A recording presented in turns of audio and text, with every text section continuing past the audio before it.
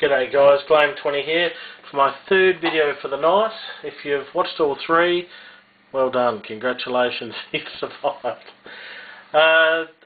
This is the second part of my golf Mailday, and this is specialising in my PC player for golf, which is Fred Couples.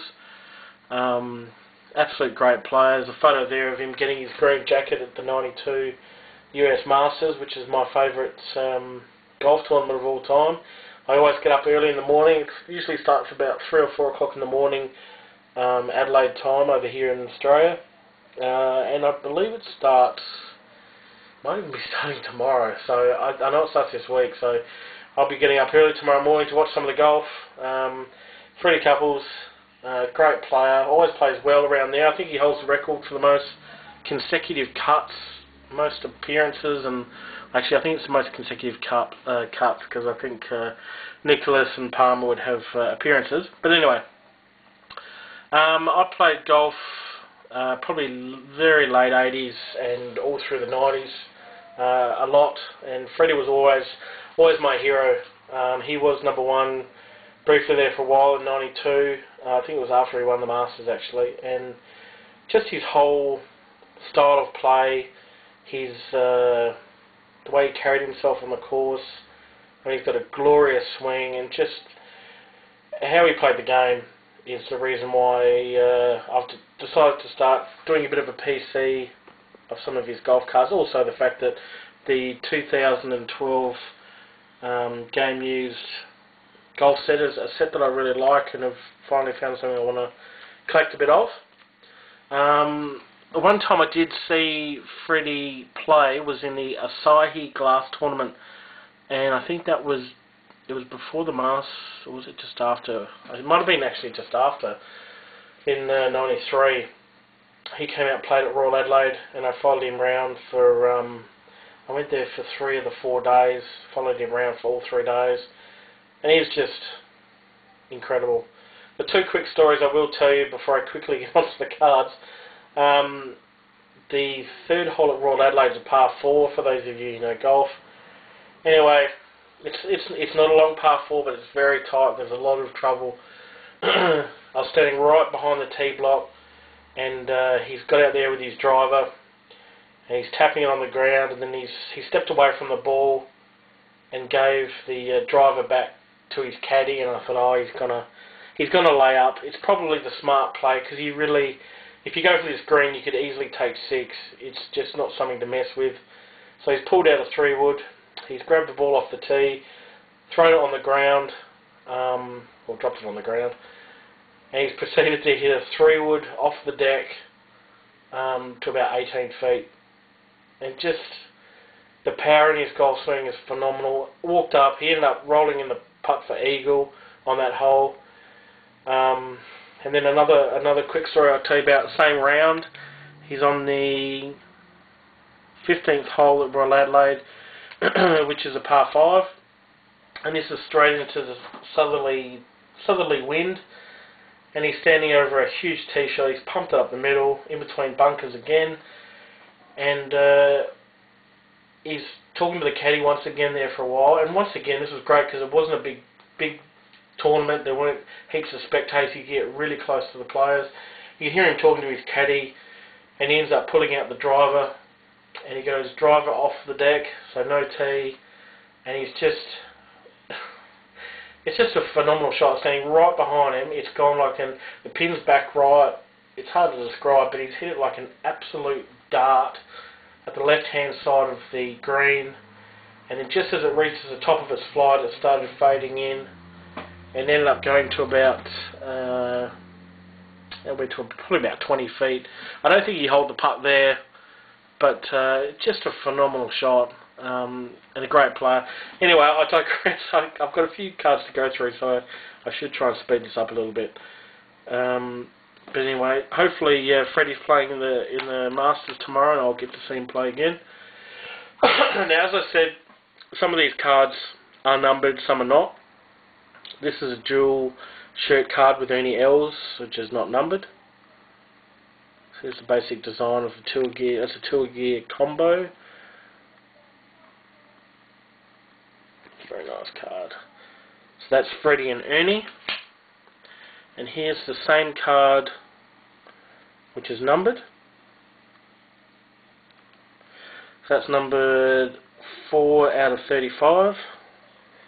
So that makes a nice pair. Ticks that pair off. The next one here, this sort of means a lot to me too. And this was the first card I actually went after. Was Freddy and Payne Stewart. For those of you who remember, Payne Stewart died in a plane accident. Probably just after the prime of his career, but I really should have looked this up before. But I think he's a 2-time US Open champion, Payne Stewart. Absolute gun golfer, once again in the 90s. And I remember I was actually playing at a golf tournament when I actually heard the news of what happened, and just devastated, absolutely devastated. Great player.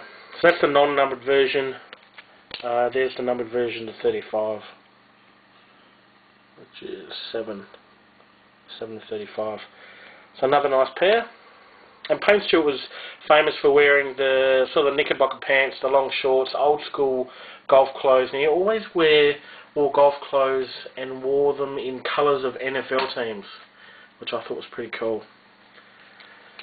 Now this one here, another one I got fairly early. That's an unnumbered Freddy shirt. That's the same card, slightly different colouring, and so is that one. One of these I got with another one of the low numbered ones thrown in. So I bought 2, but ended up with 3. So happy with that. So that's the unnumbered version. Now the numbered versions start at 35. So there's 10 out of 35. That's the shirt. Then there's the numbered version to 15. See if I can get that. 15 of 15. The ones to 35 are shirt. These ones are shirt cap. That's pretty cool. And the next ones are numbered to 12. That's that one there, numbered 4 out of 12. That's a cap. And I liked it so much, I got 2 of them.